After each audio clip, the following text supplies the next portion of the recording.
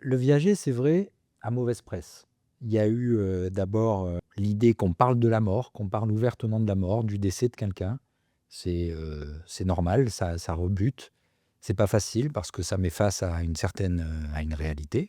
Mais en même temps, cette réalité, comme elle est inévitable, bah, il vaut mieux, savoir la gérer. Mais déjà, il fait, mauvaise presse parce qu'on parle de cet événement, universel et inévitable, bien entendu. Donc ça, c'est le premier point qui fait que le viager a mauvaise presse. Le deuxième point, c'est qu'on dit souvent c'est un pari sur la mort de quelqu'un. C'est un peu vrai, mais il ne faut pas oublier que c'est un pari qui est à double sens et qu'on peut le gagner et on peut le perdre aussi. Et c'est la même chose pour le vendeur, c'est-à-dire que les risques finalement sont partagés par les deux parties. Mais le point le plus important dans le viager, c'est que c'est finalement l'état d'esprit dans lequel on va faire le viager qui va déterminer si c'est un viager sain ou un viager qui l'est moins, on va dire. Donc si moi je veux acheter un viager, je peux le voir comme une aide à une personne qui a besoin d'argent à un moment donné de sa vie, et en échange de cette aide, parce que je vais lui donner de l'argent, moi je fais un placement qui est sécurisé.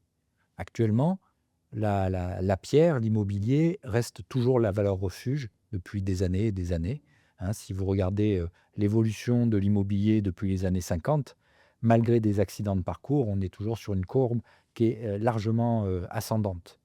Donc en partageant, finalement, en décidant de donner de l'argent à quelqu'un, je sécurise complètement mon placement.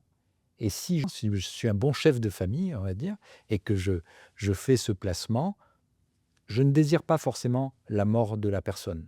Elle arrivera quand elle doit arriver. Et quand on raisonne de cette manière-là, le viager devient quelque chose qui est beaucoup plus acceptable et qui est plus une collaboration intergénérationnelle que réellement un placement dans lequel la vision financière prend complètement le dessus sur l'aspect humain. Ensuite, le troisième point, c'est le film Le Viager, qui a complètement mis à mal l'image du viager. Dans ce film avec, Michel Serrault, qui est un film de 1972, on voit Michel Serrault qui vend, en viager et je crois qu'il a dans les 70 ans, quelque chose comme ça, et qui bien sûr, devient, quasiment centenaire et enterre, celui qui a acheté en viager, un petit peu comme l'image de Jeanne Calment qu'on a dit, et que son notaire qui avait acheté en viager, n'a pas eu l'avantage des choses. Donc comme ça a été d'abord c'est un film marrant et puis ensuite ça a été un très gros succès, et ben, bien entendu, l'image du viager en a beaucoup souffert, à tort, je pense.